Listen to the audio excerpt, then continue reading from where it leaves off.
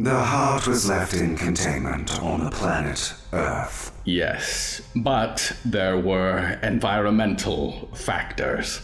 The heart was freed from the ice as the oceans warmed. This should not have mattered. It was determined to be inert.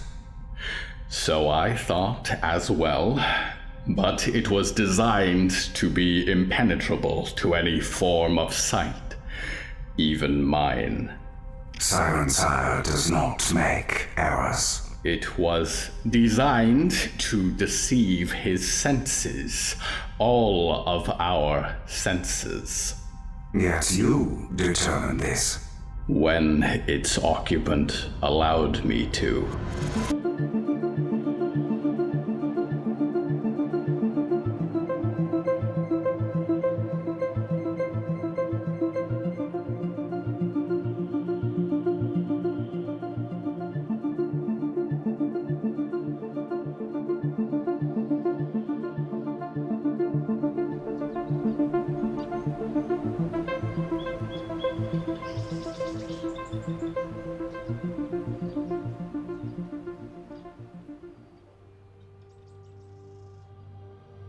The dawn had manifested as a thin red line that, in some places, separated the titanic shadows of the pines from the glimpses of dark sky overhead.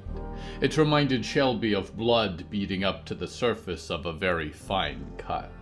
She felt too light without the cleaver hanging at her side, and she was surprised to find that she missed its familiar weight. Not quite as much, of course, as she missed familiar Clementine.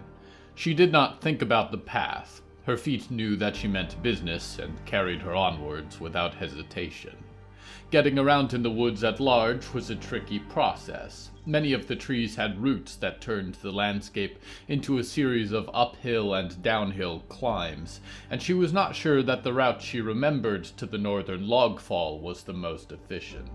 It was one thing when she and Clementine were hiking alone without too much in the way of urgency. It was another when a small crowd of unfriendly people were grumbling along behind her. There was Mayor Valerie, who had stopped expressing her anxiety through outright statements, and instead did it through a series of huffs and groans that Shelby found fascinating but distracting. Sheriff Virgil took longer to clamber up some of the root embankments than Shelby had known him to in past years, and behind him, Scout City's 4 principal deputies. They were snarling dogs, the lot of them, and Shelby wondered if Clementine had passed her test, if she would have become like them eventually. Scout City had committees and volunteers for everything that could be resolved peacefully, de-escalated all that it could. Shelby wondered if that had made the deputies that much meaner.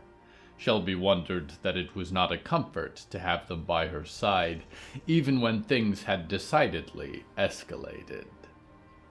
There was, most importantly of all, Mr. Mencken, drifting 4 feet over the forest floor like some ghostly little professor man, and behind him the gargantuan plant that was the Venus, with its vines wrapped around him and drifting spider-like from one passing tree to the next. Its pink blooms were folded and focused, and offered no glimpses of the teeth within. Shelby had never liked it. Something about it eating meat when it had none of its own. She did not trust things without bones. Looking back at Milo, suspended in the grasp of the Venus, she could not help but think of Mr. Greenstreet, ducking into her shop, choosing a cut of meat to bring home for supper with his husband. That conspiratorial twitch of his face which almost registered as a smile. Perhaps the only customer she had ever looked forward to visiting the shop, in fact. Strung up over the forest floor on lengths of rusted cable. Meat himself. She did not imagine that the pig had smiled when he did it. When he hoisted each cable taut and wrapped them around the trunks of the trees. The pig had not smiled when he had brought the cleaver down upon her parents. He had not smiled when their blood painted the side of their wagon in perfect red arcs. She wondered if he had felt anything at all beyond exertion. if he had gotten a kind of satisfaction from it. Maybe not even from the killing, but from the craftsmanship. She wondered if Mr. Greenstreet's blood had still been fresh on the pig when she planted the knife in his back and shoved him into the abyss. How had such a man come to exist? It was tempting to think of him as a monster, but that would have been an excuse. It was in a monster's nature to kill. A man should know better. Her boots came to a stop on a muddy slope that overlooked the northern log fall, a sea of shattered pines, dark and untouched yet by the dawn light. "Remember," she said, and turned back to face the group, "the man that killed Mr. Greenstreet, who has been terrorizing us with these killings, may still be down there. He cut Clementine's cable and dropped her further into the log fall. I attacked him and put a knife in his rhomboid major, I think. He fell after her. I am not sure if he is dead." "I'll be damned if after all these years this thing is actually real," Cole muttered, loud enough that she could hear it. "Enough of that." Virgil wheezed and came up to stand beside her, turned back to the assembly. "If you see this man, do not engage. Ignatius, Heather, you hear me? All attempts to apprehend this man for questioning are secondary to getting Clementine Maidstone out of here. This is a rescue evac, not an arrest. Once we've safely extracted her from the log fall, we'll evaluate on how to proceed in the investigation. Shelby, you mentioned that he has a hideout down there of some kind." "There's an old brick house caught in the log fall." Shelby nodded. "A butcher's shop. We haven't gotten close." "I would be most curious to see it," said Oswin. The deputy of the upper trunk was veiled in a white shroud of netting that hung from the brim of their scout post hat. "Milo, what is going to be the best way to handle this, where the Venus is concerned?"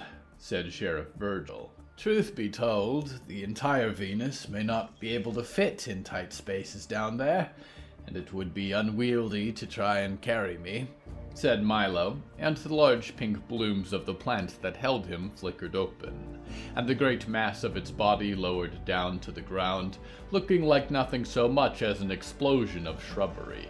From it, long vines began snaking out across the mud. "You'll need to leave my vines," said the Venus, in its horrendous imitation of human speech. "down into the log fall. I will be able to hear you, but you must direct where I go." "I imagine that given enough time, the Venus could grow through every nook and cranny in the log fall and find Clementine that way," said Milo. "But I assume that we are trying to rescue her in an hour instead of a week. So, guide her tendrils as far as you can, and then point her in the right direction. It should cut down the growing time required significantly." "Will do," Shelby said, and began walking toward the long tree trunk that served as a bridge from the muddy shore into the valley of upended trees and broken foliage. "Wait," said Virgil. There's a plan here. Myself and Oswin will go down." "I'm going," said Shelby. "So am I," said Mayor Val, who slid down the bank in her muddy combat boots and dusted off her jacket. Her merit badges were affixed to a black leather rocker number rather than the usual Scout City yellow. "I want to see if this pigman is real," said Cole, and followed after her. "Cole," Virgil said. It might have made some fuss about a change in plans, and whether it was Ignatius or Oswin or Heather that should have gone, but by then Shelby was already crossing the bridge into the darkness, a bushy green vine trailing at her ankles, and it was all that she could do not to burst into a run down the slick expanses of rotting wood as she returned to the abyss.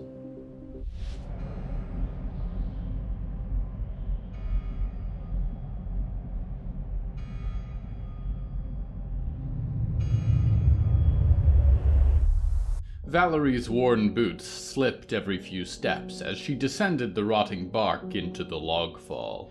Everywhere that she could catch with her flashlight was a reminder of the damage that the bark beetles had done during their tenure infesting the forest.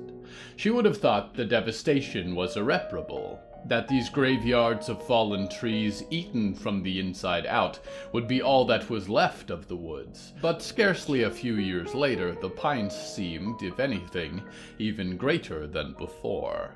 She liked that kind of situation, when the record of your failures was erased. Shelby moved quickly, tapping with her foot every so often to provide guidance to the rustling vine that trailed down the logs behind them, unspooling from the Venus high above like a never-ending coil of rope. Cole carried the other light, and Shelby seemed to not need one at all, finding her way deeper into the darkness by memory. "Careful," said Cole, as she slipped a few feet from one log to the next, caught herself again.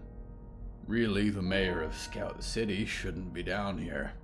"She's my daughter, Cole," Val intoned, and carried on after Shelby, who had almost disappeared from sight ahead of them already. The snaking vine of the Venus crawling along the surface of the logs was her red thread, though. "Right," he said, and she did not like the way he said it. But they continued on, flashlights catching glimpses of deadly javelins of bark and 100-foot drops into darkness. It might only have been minutes that passed, but it felt like longer, with Shelby's dark silhouette ahead of them, until she found herself standing at a dead end. The log they stood on terminated in another huge pine that had fallen against it, cut off any further egress. Shelby stood in front of it, staring up. "Where now?" said Valerie, looking around. This wasn't here," she said. "This wasn't here last time." "Let me guess, we're lost," said Cole. "This is the right place," Shelby said, glaring past Valerie at him. "Clementine?" Valerie called. "Clem, can you hear me?" She could hear each breath, each droplet of deep water, each rustle of the Venus growing, and the rumble of the footsteps and voices high and distant above in the silence that followed. And then there was a squeak, a far-off cry, words too muffled for Valerie to make out. "Thank God," she breathed. "Clem, we're here, honey. We're going to find you, all right? We're here." Shelby knelt by the collapsed trunk and patted the vine of the Venus, and it drifted along her arm. The girl shuddered and directed it downward into the log fall, beneath the pass ahead of them. "This might be as close as we're going to get," said Shelby. "She had fallen down in the chamber ahead of us. Try this way." "Clem, keep making noise, okay?" Valerie called. "The Venus is here. It's going to pull you out." There was a sound from behind them, the plasticine rustle of leafy vines, and the kind of high-pitched warble that accompanied the Venus's stranger bouts of growth. Following the path of the first vine were 20 more, draping the logs as they rolled downwards towards them, a giant beanstalk growing upside down into the earth. Valerie tried to keep calm footing as the swarm of vines trailed past her feet, and followed the seeking line of the first into the darkness below, where deeper trunks and shards of jagged bark poked up like pit traps. 20 green, leafy ropes stretched past her feet into the belly of the log fall, shaking and reverberating from time to time, pulling taut and proceeding, retracting individually. An eternity might have passed watching those verdant harp strings. And then they were, all at the same time, retracting. Leaves and thorns flowing past her feet, and slowly a body was carried out of the darkness, like a newborn baby wreathed in leaves. It was Clementine, with one arm seeping blood from beneath the green-coiled grasp of the Venus, and a leg dangling in awful red strips below the knee, and a grin. "Hey, Shelbs," said Clementine, and frowned. "Hi, Mom. I think I'm gonna need a Band-Aid." If you're like me, paying attention is not your strong suit. Here are some things I try to keep an eye out for. Footprints. Look everywhere. Sometimes where the forest underbrush has been trampled. Mud stains on floorboards. Blood droplets. Trails. Anything to show you movement. Furniture. Has it been shifted? What could have caused that? Again, with the movement. Were they with someone they trusted? What would they have looked at in their last moment? Was what happened to them personal? Valerie knelt over Clementine in the dawn light. The Venus had elevated her out of the pit and to the muddy bank, and it was now clear just how much damage there had been. Her leg was broken, her arm mangled, flesh ripped apart by the fall into sharp bark below. And yet, somehow, Clem was conscious, and not screaming horribly as Shelby meticulously bound each wound as best she could. "This is broken," Shelby was saying. "And this splint is not good or permanent. It's just to stop you from damaging this further while we get you home." "I can walk, just let me try," Clem grunted. "I will carry you if I have to," said Shelby. "We will leave the carrying to the Venus," said Valerie. "You need not to strain this further, not until Mrs. McGowan can take a look at you. I can offer use of a Rosen brace once we've returned to Scout City," chimed in Milo. The Venus was reconstituting itself, pulling in reels of new vines and separating any of the ones it had left behind at the log fall. "Unless you've invented one that works on lab-grown girl, I don't think that'll help me much," sighed Clementine, hands clasped on her chest as Shelby worked. "Sure is convenient that only Shelby sees the pig man," Cole muttered from somewhere behind her. "No secret lair to be seen, no evidence." "That's not true," Clem called and sat up, and was promptly pushed back down by Shelby. Cole, Virgil, the other deputies glanced up from their circle of conversation. "The pig's name is Shank. He's alive. He was down there with me. Shelby is not a liar." "He's alive," Shelby intoned, tying off the bandages around Clem's leg. Valerie winced. "Yeah," Clem said. "There's stuff we need to talk about. This is gonna get complicated." "We do," Shelby nodded. "When he came back, it was from killing Mr. Greenstreet." "Mr. Greenstreet?" Clem said, several looks that Valerie could half interpret flashing across her face. I'm sorry, Shelbs. And if I haven't killed him, then my job isn't done," Shelby continued, glaring up to the log fall. "I know one way to root out a rat," said Deputy Ignatius, and he snapped his fingers, and a circle of flame drifted above his fingertips. "I don't think that's a good idea," said Clem, sitting up again. Valerie moved to support her shoulder. "Seriously, I think we need to regroup. I need access to my files." "Clem," said Sheriff Virgil, and he came to kneel beside them both. "Look at yourself. You need to rest. You need to heal up. We can handle the case, all right? It's not worth more than your life here." "It might be," said Clem, and in a low voice. "I'm not sure that Shank is responsible here." "You're saying he didn't kill those 4 scouts?" said Virgil, an eyebrow raised at Shelby. "No, he did, but..." Clementine began. "What are you saying?" Cole said, looming up behind his father, arms crossed. "The killer is down there. We have all of our deputies here. We can end this." Shelby was quiet as a stone, hands clenched tight. "Everyone, please," Clem said.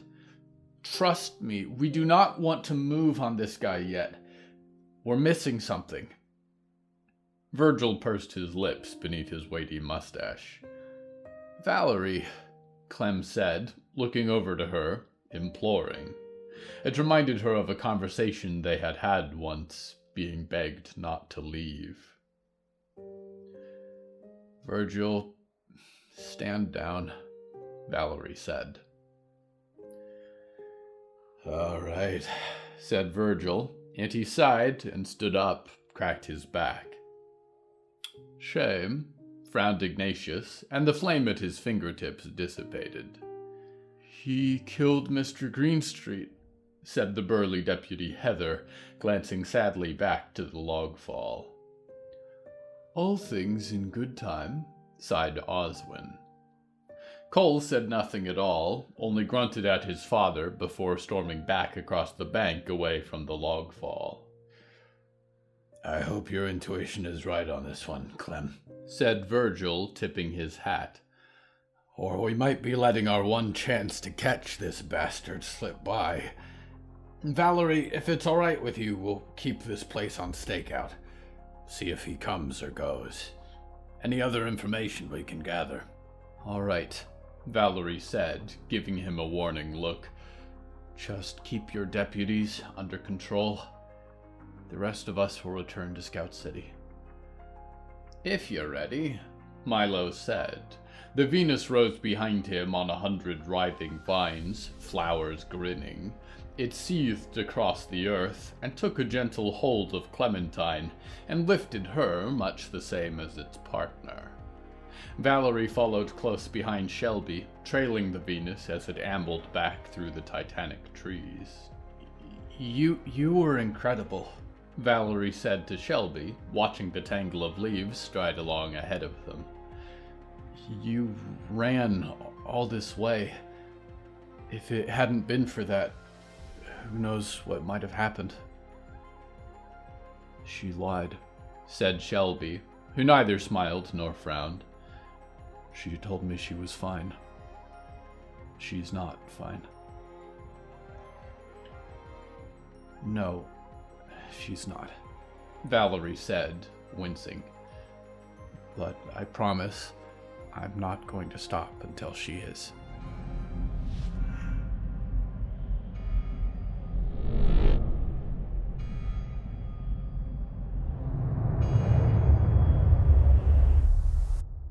What the merry hell is a pigman? Said Raj Greenstreet.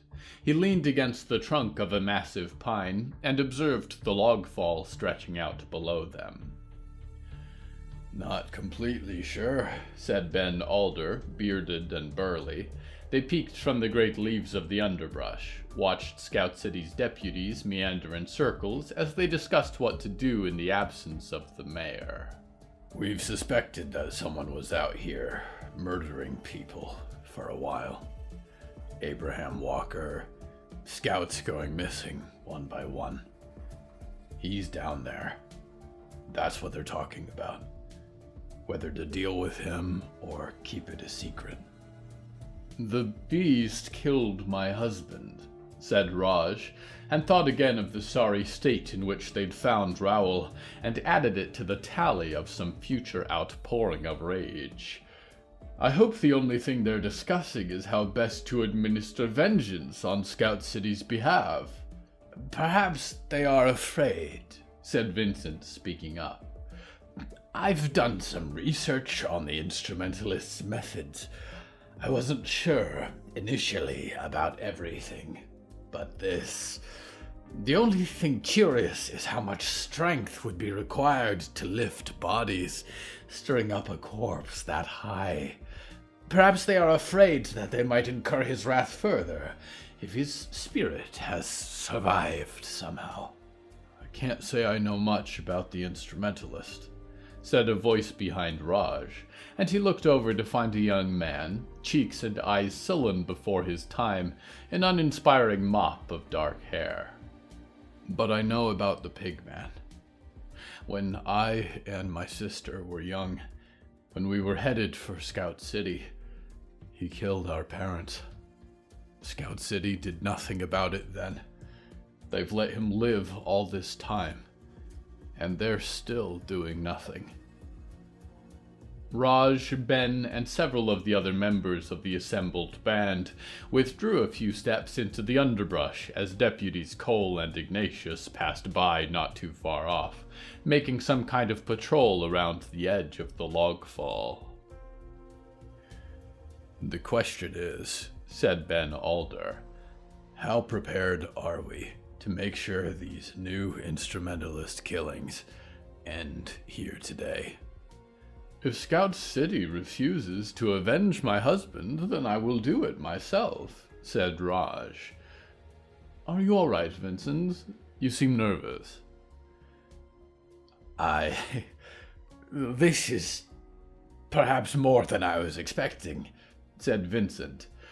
"I was curious to see more about the man who has been putting all of these bodies in my morgue, whether this is really the instrumentalist himself.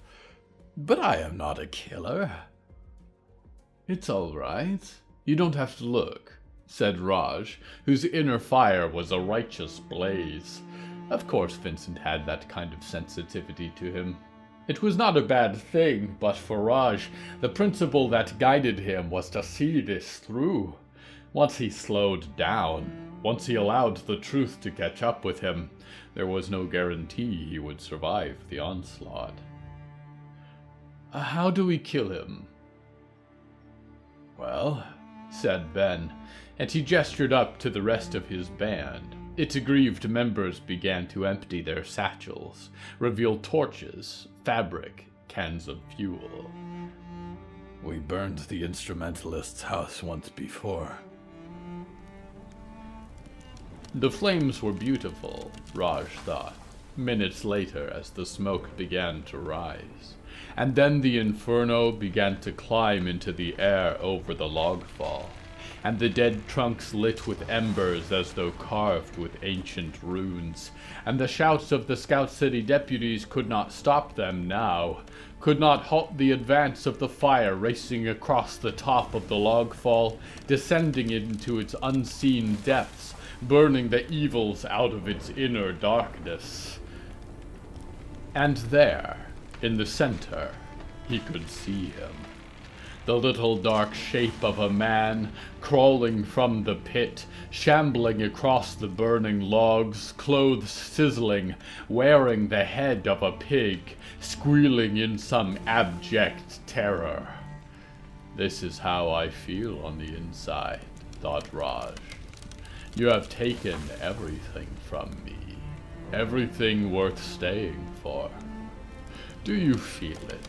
The heat dissolving your flesh, rending your particles into ash and carbon one agonizing moment at a time. This is what you have done to me." Raj found himself smiling as the silhouette vanished again from sight into the flame, and glanced down to a frowning Vincent who clung to a nearby tree like a skeleton forgotten in the woods. Raj sighed and turned back to watch the flame rage, and for the first time since his husband had perished, wept, and really wept, and his screams could not be heard over the roar of the flame that burned in the heart of the forest. Rest assured, when I rise, life on this world will not only go on, it will thrive. Its transformation will be complete. You thought it took beautiful shapes before? Just wait until I'm through. I'll have so much for you to watch, Nick, that when we're done here, then I want your eyes on the universe because I'm going to fill it with spectacular lights. If. What? If you rise. The one named Diggory Graves might wake from their slumber and place their hand upon the heart and siphon its energy, or the charges in their hand might go off and damage the shell you dwell in.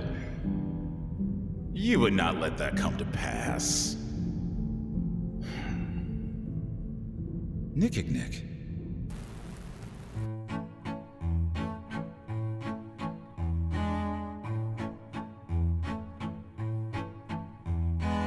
The voice of the Auditor is Jimmy Yamaguchi. You may know him from games like Smite or King's Hunt, or podcasts like The Silt Verses. You can find him online at www.yamavoicestat.com or on social media at Jimmy Yamaguchi. The voice of Clementine Maidstone is Libby Wellman. They can be found at its.raining.sunlight on Instagram. The voice of Meryl Mar Reborn and Reborn is Evan Michael Lee. You can find him on social media at Evan Michael Lee. Hello from the Hallowoods is written and produced by William A. Wellman. Hello, that's me. If you enjoyed this show, please don't forget to follow it and share it with a friend. The bonus story that goes with this episode is called File 23, Ignatius Thorpe. It is available on the show's Patreon at patreon.com/Hallowoods. Because we operate without ads or sponsors, our supporters are all that keeps this show going. Plus, supporters get weekly bonus stories, access to our weekly Q&A livestream, behind-the-scenes content, exclusive merch, and even more. Merchandise and episode transcripts are available at hellofromthehallowoods.com. You can even find us on social media at the Hallowoods. Music is used under license from artlist.io. Until next time, dreamers, a travel advisory has been issued for the 9th Circle of Hell due to failures in its cooling systems. Those planning for a philosophical journey through its layers are suggested to wait until Hell freezes over to resume their travel plans.